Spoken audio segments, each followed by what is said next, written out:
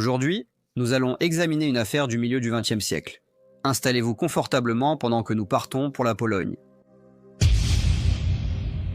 Władysław Masukiewicz était né en Pologne le 30 janvier 1911. Au moment de sa naissance, il régnait une grande incertitude politique dans le pays, et la majeure partie du territoire polonais avait été divisée entre les empires d'Allemagne, de Russie et d'Autriche-Hongrie. Ces puissances, ainsi que la France et la Grande-Bretagne, cherchaient toutes à dominer le continent. Malheureusement pour la famille Masukiewicz, la mère de Władysław est décédée alors qu'il n'était qu'un enfant de 3 ans. Il a ensuite été élevé par son père avec l'aide de sa famille élargie. Bien qu'il ait grandi dans un environnement confortable, la vie n'a pas été facile pour lui car il a toujours manqué de l'amour d'une mère pendant ses années formatrices. Il a grandi à Cracovie, une ville magnifique et historique située dans le sud de la Pologne. Cracovie s'étend des deux côtés de la Haute-Vistule. Elle est connue pour son architecture historique grandiose et considérée comme un centre culturel grâce à ses nombreuses institutions d'enseignement supérieur, ses musées et ses théâtres. Le père de Władysław était peintre. Il travaillait dur et, bien que la famille ne fût pas riche, il veilla à ce que son fils reçoive une bonne éducation. Władysław a terminé le lycée puis s'est inscrit à l'université Jagiellon. C'était une institution très prestigieuse et bien connue, fondée en 1346 par le roi Casimir III. C'était la plus ancienne université de Pologne et l'une des plus anciennes au monde.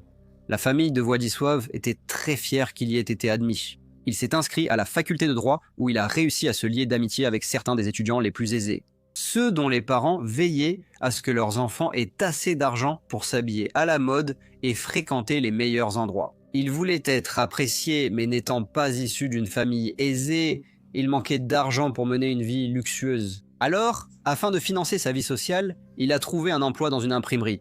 Il s'est aussi mis au jeu d'argent. Cependant, il a commencé à trouver ses études trop exigeantes. Comme l'université était la meilleure de Pologne, elle imposait des exigences extrêmement élevées de la part de ses étudiants. Et Władysław n'a pas pu suivre, alors il a abandonné ses études. Il a continué à travailler, ce qui lui a permis d'acheter de beaux vêtements, et chaque fois qu'il sortait, il était toujours impeccablement habillé. Il avait les cheveux bruns, un beau sourire, et était considéré comme très beau. Ceux qui le rencontraient le trouvaient toujours un parfait gentleman. Le 1er septembre 1939, lorsque Władysław avait 28 ans, l'armée allemande a envahi la Pologne. 2 jours plus tard, le 3 septembre, le Royaume-Uni et la France déclarent la guerre à l'Allemagne, débutant ainsi la Seconde Guerre mondiale. Le 17 septembre, la Pologne a de nouveau été envahie, cette fois par l'armée de l'Union soviétique. Et moins de 3 semaines plus tard, le 6 octobre, après la défaite polonaise à la bataille de Kock, les forces allemandes et soviétiques ont pris le contrôle total du pays. Cela mit fin à la Deuxième République de Pologne. Bien que la Pologne ne se soit jamais officiellement rendue, un État clandestin fut instauré. Celui-ci fonctionnait avec un gouvernement en exil et a repris la lutte contre les puissances occupantes. Ils ont constitué des forces polonaises à l'ouest et à l'est, ainsi qu'un service de renseignement. Tout cela a contribué à l'effort des Alliés pendant toute la guerre. Pendant la guerre en Europe, Władysław est resté à Cracovie, devenant commerçant de devises étrangères, d'or et de diamants. Grâce à son commerce lucratif, il a rencontré Rudolf Arnold, le chef des ressources humaines de la Gestapo de Cracovie, qui lui a délivré une carte d'identité de coiffeur de la Gestapo. Grâce à cela, il pouvait voyager dans toute la ville et au-delà. Il pouvait fréquenter les meilleurs endroits et poursuivre ses activités illicites. Il a rapidement appris à parler allemand et s'est lié d'amitié avec de nombreux officiers allemands, qui le trouvaient tous non seulement polis et charmants, mais aussi capables de les aider à se procurer des choses qui, en temps de guerre, étaient très difficiles à obtenir. Malgré le contrôle de l'armée allemande sur une grande partie du pays et l'envoi de nombreux citoyens polonais à la mort dans les camps de concentration, Władysław a coopéré avec ses occupants. Il n'éprouvait aucun remords à aider l'ennemi. Il ne s'intéressait qu'à lui-même, à son propre enrichissement et à son train de vie. Aujourd'hui, nous allons examiner un type de cas différent, celui d'un homme nommé John qui possédait une fortune mais a commis une erreur fatale qui lui a tout coûté. John a investi tout ce qu'il possédait dans une entreprise qui semblait solide comme le roc, pour découvrir 1 mois plus tard qu'elle avait fait faillite. Il a tout perdu, et ce n'est pas surprenant, car des études montrent que 66% des investisseurs admettent avoir pris au moins une décision d'investissement qu'ils regrettent. S'il avait eu une plateforme comme Mintos, je suis sûr que son histoire aurait été différente. Mais qu'est-ce que Mintos, me demanderez-vous? En termes simples, vous prêtez de l'argent à des entreprises ou à des particuliers et vous gagnez des intérêts fixes en retour. Sur la plateforme Mintos, tout est si simple. Le rendement de chaque prêt est affiché dès le début. Le risque est clair et les paiements quotidiens offrent un revenu passif prévisible. Le tout simplement. Sur la plateforme, je peux filtrer les prêts selon le rendement que je souhaite, le niveau de risque avec lequel je suis à l'aise et même la durée du prêt. Mintos propose également des portefeuilles automatisés. Donc vous n'avez pas à tout surveiller en permanence pendant que vos rendements sont réinvestis automatiquement. Avec Mintos, le rendement moyen des prêts est de presque 11%. Mintos est en activité depuis 2014, compte plus de 600 000 utilisateurs et est réglementé dans l'Union européenne sous MiFID. Et comme vous passez par ma chaîne, vous bénéficierez d'un bonus exclusif allant jusqu'à 350 € lorsque vous investissez 500 € ou plus. Cliquez sur le lien dans la description ou scannez le QR code pour en profiter. Cher vieux John, s'il avait su, vous le savez. Alors ne ratez pas cette occasion. Son attrait pour les casinos et divertissements clandestins dominait sa vie, où il dépensait la plupart de son argent. Il avait un ami qui l'accompagnait souvent dans les casinos et aux tables de jeu, nommé Viktor Zazewski. Mais un jour de 1940, alors qu'ils prenèrent le thé, Viktor devint distrait. Władysław mit alors du cyanure dans sa tasse. Comme le thé était très fort, Viktor ne put pas sentir le goût d'amande du cyanure et peu après, il mourut. Władysław le dépouilla alors des 1200 $ qu'il portait sur lui tira dessus et se débarrassa de son corps dans la rivière Vistule, le plus grand fleuve de Pologne. Après cela, Władysław poursuivit sa vie normalement. Il continua à voyager dans différentes régions de la Pologne et de l'Europe, concluant des affaires et vendant des marchandises. Il était aussi quelqu'un qui a profité du sort tragique du peuple juif, transporté vers les camps de concentration depuis la Pologne et d'autres pays. Bien que la SS ait donné des instructions aux Juifs convoqués pour la déportation, leur interdisant d'apporter des objets tels que des bijoux et de l'argent, certains ont réussi à cacher des pièces de monnaie, des billets de banque, ainsi que des objets en argent et en or dans leurs sacs de voyage. Cependant, à leur arrivée dans les camps, leurs biens étaient emmenés dans un entrepôt où leurs objets de valeur étaient triés, pesés et vendus. Les Juifs de Cracovie avaient déjà été dépouillés de la plupart de leurs biens, avant d'être transportés vers les camps de concentration, et Władysław a tiré profit de cela. Ils faisaient commerce de leur or, de leur fourrure, de leurs articles en cuir et d'autres objets de valeur, et cela l'a rendu riche. En 1943, il avait accumulé une petite fortune, pratiquement entièrement grâce aux biens volés qu'il avait échangés et vendus au marché noir. À ce moment, il était vu comme l'une des personnes les plus influentes de Cracovie. Cependant, il y avait toujours eu quelque chose de très suspect chez lui et, alors qu'il se mêlait aux tables de jeu de la ville, certains le traitaient avec prudence. Il avait un ami qui lui avait présenté un soldat polonais appelé Tadeusz. Le soldat avait des origines juives et se cachait dans la ville.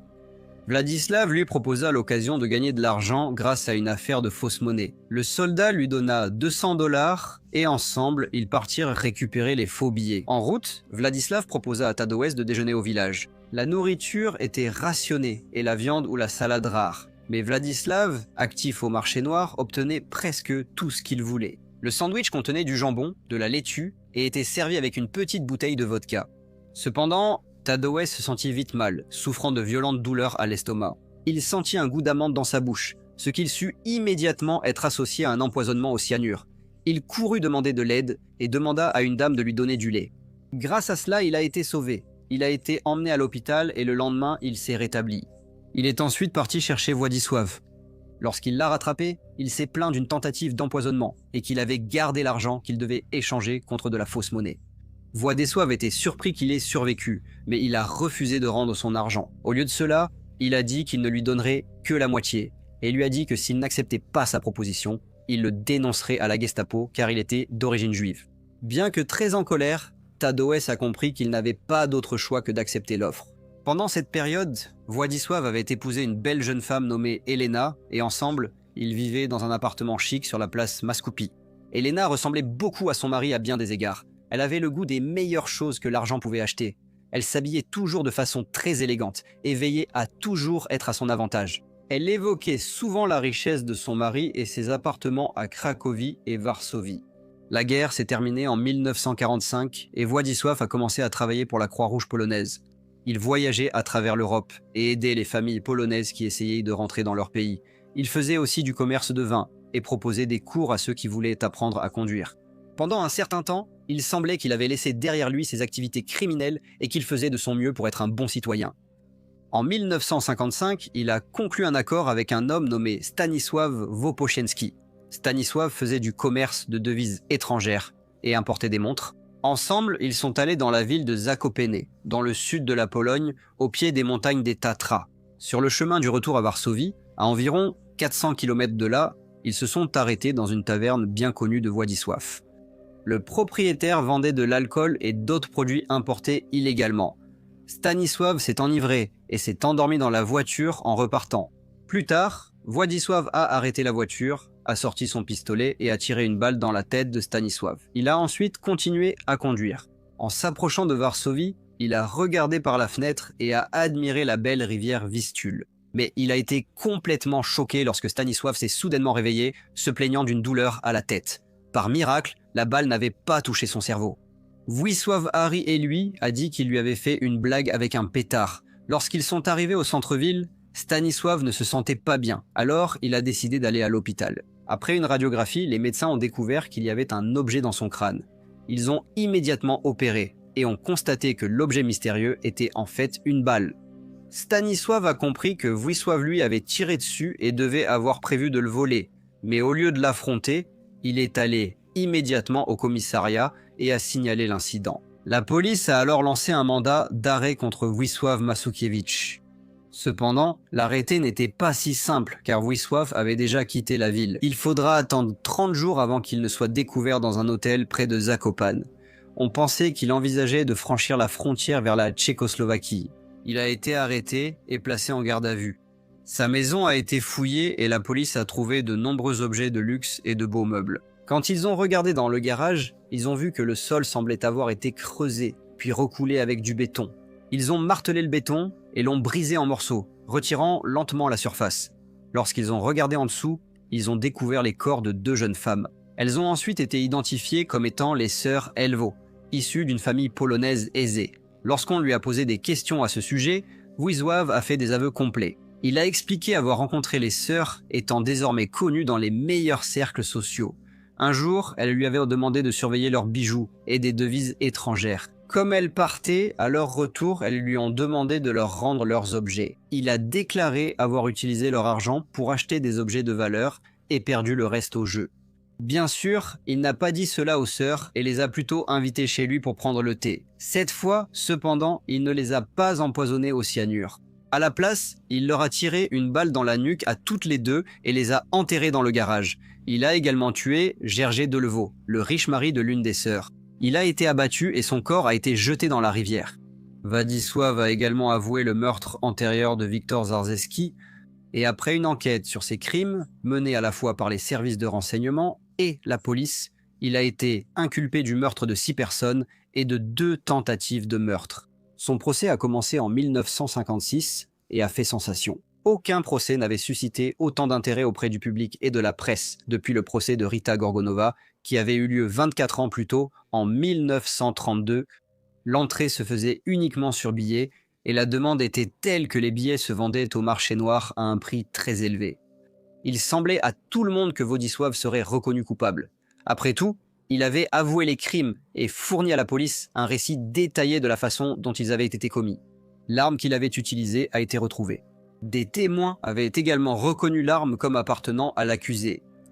Cependant, l'avocat de la défense de Władysław a affirmé qu'il n'avait avoué les meurtres et signé un aveu de culpabilité que parce qu'il avait été torturé par la police et que Władysław revenait maintenant sur ses aveux. Cependant, lorsque le procès s'est terminé le 30 août 1956, il a été reconnu coupable et condamné à mort. Le 29 janvier 1957, Władysław Masukiewicz a été pendu dans la ville de Cracovie. C'était 2 jours avant son 46e anniversaire. On ignore combien de personnes il avait réellement tué. Il avait dit à la police que cela pouvait dépasser 30, mais aucun détail, ni aucune preuve n'a jamais été fourni pour étayer ce chiffre. Bonjour à tous et merci beaucoup de m'écouter. Je dois dire que c'est l'affaire la plus difficile que j'ai jamais eu à raconter. Même avec l'aide d'amis polonais pour la prononciation, je les ai trouvés très difficiles. J'espère que ma prononciation n'a pas gâché votre plaisir de regarder la vidéo. Dans cette vidéo, j'ai mentionné le cas de Rita Gorgonova. C'était l'une des premières affaires que j'ai couvertes en janvier 2019. Si l'un d'entre vous souhaite l'écouter, j'ai laissé un lien ci-dessous. N'hésitez pas à laisser vos commentaires et retours, et j'espère vous retrouver tous dans le prochain Briefcase.